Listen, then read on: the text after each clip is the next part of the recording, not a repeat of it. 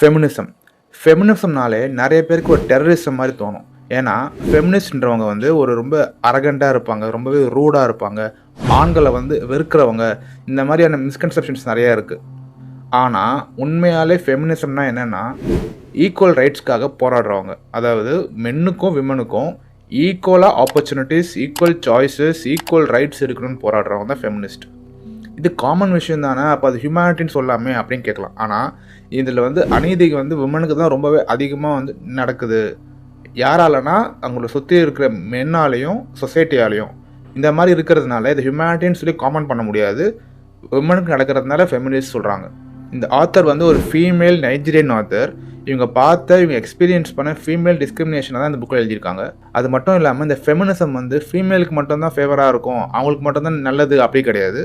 இதால் மென்னுக்குமே நிறைய நல்லது இருக்குது. அதான் இந்த புக்கில் எக்ஸ்பிளைன் பண்ணியிருக்காங்க. Hello everyone, welcome back to my YouTube channel. It's your bad book boy. நம்ம எடுத்திருக்க book we should all be feminist, written by Chimamanda. இந்த ஆத்தர் ஒரு நைஜீரியன் விமன். நைஜீரியாவில் ரொம்பவே ரூரலான பிளேஸ். அதாவது அங்கே ட்ரெடிஷன், இந்த கல்ச்சர்லாம் ரொம்பவே ஸ்ட்ராங்காக ஃபாலோ பண்ணுவாங்க. இந்த டிவோர்ஸ், இந்த ஃபெமினிசம் இதெல்லாம் ரொம்ப வெஸ்டர்ன் கல்ச்சர். அவங்க நம்மளை இன்ஃப்ளூயன்ஸ் பண்ண ட்ரை பண்ணுறாங்க, நம்மளை மாற்ற ட்ரை பண்ணுறாங்க அப்படின்ற மாதிரி ஒரு தாட் அங்கே இருக்குது.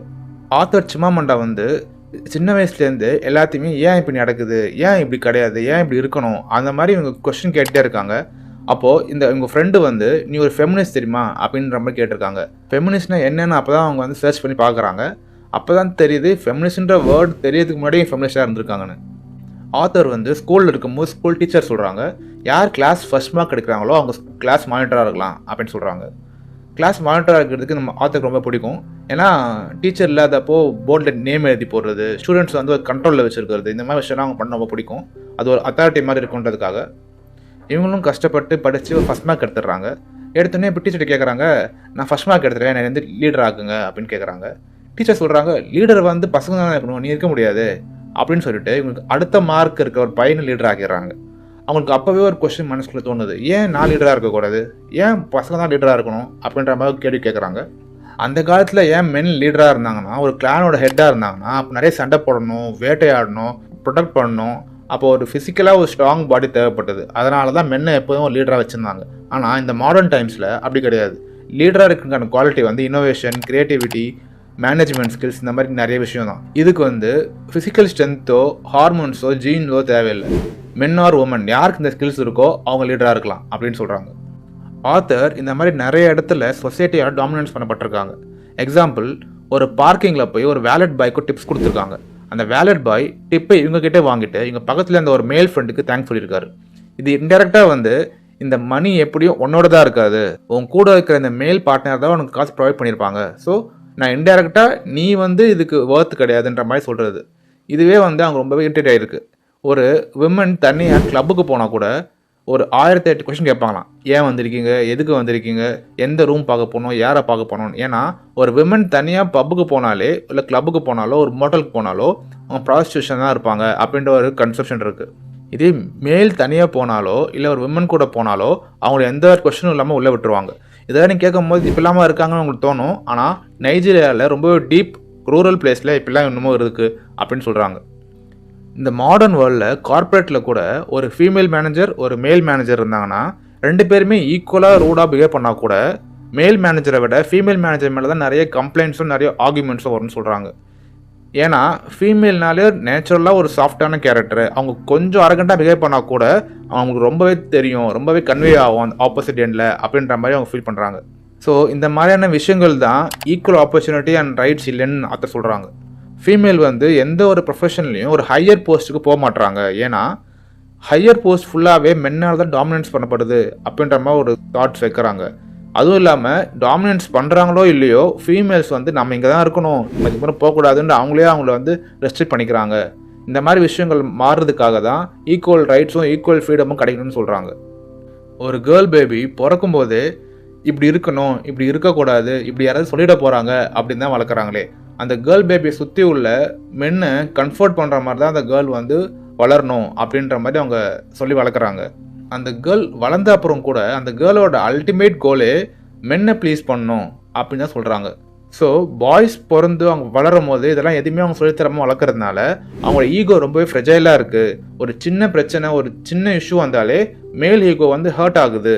இதனால தான் நிறைய பிரச்சனை நடக்குது அப்படின்னு சொல்கிறாங்க. மேரேஜுங்கிறது வந்து ஒரு லாங்குவேஜ் ஆஃப் ஓனர்ஷிப்பாக தான் இருக்குது, ஒரு பார்ட்னர்ஷிப்பாக இல்லை. எக்ஸாம்பிள் வந்து ஒரு மென் வந்து ஃபேமிலிக்காக நான் வந்து கிளப்புக்கு போகிறத விட்டுட்டேன், நான் வந்து குடிக்கிறத விட்டுட்டேன், இந்த மாதிரிலாம் சொல்கிறாங்க. ஆனால் ஒரு ஃபீமேல் வந்து ஃபேமிலிக்காக நான் வந்து மேற்படிப்பை விட்டுட்டேன், நான் வந்து வேலையை விட்டுட்டேன், நான் வந்து என்னோட கோலை விட்டுட்டேன், அந்த மாதிரி சொல்கிறாங்க. சில ஸ்டீரியோடைப்பான தாட்ஸ் தான் இன்னமும் இருக்குது. வெர்ஜினிட்டி வந்து மென்னுக்கு கிடையாது, விமனுக்கு மட்டும்தான். மென் வந்து லவ் பண்ணலாம், விமன் லவ் பண்ணக்கூடாது. ஒரு காலேஜில் வந்து ஒரு கேங் ரேப் நடக்குது. அப்போ இந்த இஷ்யூ வெளில வரும்போது எஸ் ரேப் இஸ் ராங் அப்படின்னு தான் சொல்கிறாங்க. ஆனால் இந்த ரேப் நடக்கக்கூடிய சுச்சுவேஷனில் ஏன் இந்த விமன் இருக்காங்க? 4 பசங்க இருக்க இடத்துல இந்த பொண்ணுக்கு என்ன வேலை? இந்த மாதிரி விமனை பாயிண்ட் பண்ணியே எல்லா சொசைட்டி வந்து பேசுகிறாங்க, சொல்கிறாங்க. இந்த மாதிரி விஷயம் மாறதுக்காக தான் ஃபெமினிசம் தேவைப்படுது அப்படின்னு சொல்கிறாங்க. குழந்தைங்களை வளர்க்கும் போதே அவங்களுக்கு ஜெண்டர் பேஸ்டாக வளர்க்காம டேலண்ட் பேஸ்டாக, ஸ்கில் பேஸ்டாக வளர்க்கணும் அப்படின்னு சொல்கிறாங்க. யாருக்கு என்ன வருதோ அதை தான் பண்ணணும். விமன்னால தான் அது பண்ணணும், மென்னால் தான் அது பண்ணணும்னு சொல்லக்கூடாது. இப்போது ஒரு காலேஜ் பையன், ஒரு காலேஜ் பொண்ணு 2 பேரும் டேட் பண்ணுறாங்கன்னா அவங்க ஒரு ஹோட்டலுக்கு போகிறாங்க. இப்போது ஆப்வியஸாகவே அந்த பையன் தான் பில் பே பண்ணணும், அந்த பையன் தான் அந்த பொண்ணை பார்த்துக்கணும் அப்படின்ற ப்ரெஷர் அவனுக்கு வருது. அந்த பையன்கிட்ட காசு இருக்கோ இல்லையோ அவன் தான் பே பண்ணணும். What if she can pay? அவகிட்ட நிறைய காசு இருந்தால் அவள் பே பண்ணிட்டுமே, இதெல்லாம் தப்பு இருக்குது அப்படின்னு கேட்குறாங்க. இது வந்து ஒரு காலேஜ் பாய்லேருந்து ஒரு கிராண்ட் ஃபாதர் வரைக்கும் எல்லா ஸ்டேஜ்லேயும் இந்த மென்னுக்கு இந்த ப்ரெஷர் நடக்குது. மென்னுனாலே அவங்க சுற்றி இருக்கிறவங்க ப்ரொவைட் பண்ணணும், அவங்க ஃபேமிலியை வந்து ப்ரொடெக்ட் பண்ணணும் அப்படின்ற மாதிரி ஒரு ப்ரெஷரில் இருக்காங்க. இது வந்து அவங்க ரொம்ப டிப்ரெஷனாக சேஞ்ச் பண்ணுது. மென் விமன் 2 பேருமே ஜாப் பண்ணலாம், 2 பேருமே வீட்டு வேலை பண்ணலாம். இந்த மாதிரி ப்ரெஷரை பிரிச்சுக்கிட்டாங்கன்னா ரொம்பவே நல்லது. இஃப் பாசிபிள் விமனுக்கு ரொம்பவே இன்ட்ரெஸ்ட் இருந்தால் கூட விமன் ஜாப்பு போய் மென்னுக்கு ப்ரொவைட் பண்ணலாம். இது கூட ஒரு நல்ல ஆப்ஷனாக தான் இருக்கும். ஸோ மென்னுக்கு நிறைய ப்ரெஷர் கம்மியாகும் அப்படின்னு சொல்கிறாங்க. இதால் மென் வந்து மென்டலாகவோ ஃபிசிக்கலாகவோ ரொம்பவே பாதிக்கப்படுறாங்க. ஒரு விமன் வந்து ஒரு சொசைட்டியில் பெரிய இடத்துக்கு போகிறாங்கன்னா அவங்கள வந்து கான்ஸ்டண்ட்டாக ப்ரூவ் பண்ணிக்கிட்டே இருக்கணும். கான்ஸ்டண்ட்டாக அவங்க வந்து வெளியில் வந்து நான் வந்து ஒரு டேலண்டடான பர்சன் தான் மென்னை விட அப்படின்ற மாதிரி அவங்க காமிச்சிக்கிட்டே இருக்கணும். அப்போ தான் வந்து நம்புகிறாங்க.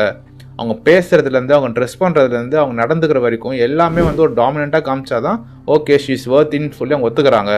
இதுதான் கல்ச்சர், இப்படி தான் இருக்கணும், இதை மாற்றக்கூடாது அப்படின்னு யாராச்சும் சொன்னாங்கன்னா 100 வருஷத்துக்கு முன்னாடி நைஜீரியாவில் ட்வின்ஸ் பிறந்தா கொண்டுடுவாங்களாம். ட்வின்ஸ் வந்து ஒரு பேட் ஓமன், அது வந்து ஒரு கெட்ட சகுனம் அப்படின்னு சொல்லி அவங்க கொண்டுடுவாங்களாம். ஆனால் இப்போ அப்படி கிடையாதுல்ல. ஸோ கல்ச்சர் தான் நமக்காக மாறணும், நம்ம கல்ச்சருக்காக மாறக்கூடாது. Day by day human kind evolve ஆகும்போது இந்த கல்ச்சரும் கூடவே எவால்வ் ஆகணும். நம்ம இந்த கல்ச்சரால் நம்மளோட எவல்யூஷன் ஸ்டாப் பண்ணக்கூடாது அப்படின்னு சொல்கிறாங்க. இதால் எல்லா மென்னுமே எல்லா ஃபீமேலையும் டாமினன்ஸ் பண்ணுறாங்க, அப்யூஸ் பண்ணுறாங்கன்னு அர்த்தம் கிடையாது. சில விமன் வந்து ஃபெமினிசம் அண்ட் ஃபீமேலுக்கு ஃபேவராக இருக்கிற சில சிஸ்டத்தை மேனிப்புலேட் பண்ணி மென்னுக்கு அகேன்ஸ்டாக மிஸ்யூஸ் பண்ணுறாங்க. For example ஆலிமனி.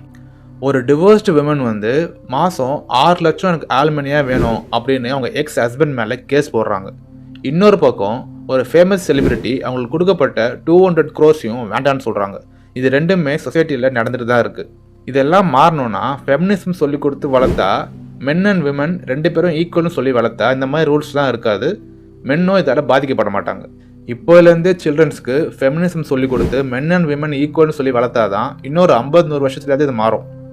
ஸோ இந்த புக்கில் என்ன சொல்கிறாங்கன்னா, ஃபெமினிஸ்ட்னு சொல்கிறவங்க எல்லாம் கெட்டவங்களும் கிடையாது, கல்ச்சர் ட்ரெடிஷன் சொல்லிட்டு மென்னை மிஸ்யூஸ் பண்ணுறவங்களும் நல்லவங்களும் கிடையாது அப்படின்னு சொல்கிறாங்க. இது ரொம்பவே ஒரு ஷார்ட் ரீட் தான், ஒரு 50 பேஜ் தான் இருக்கும், ஒரு 1 hour படித்து முடிச்சிடலாம். ஆனால் ஃபெமினிசம் பற்றி நல்லாவே எக்ஸ்பிளைன் பண்ணியிருக்காங்க.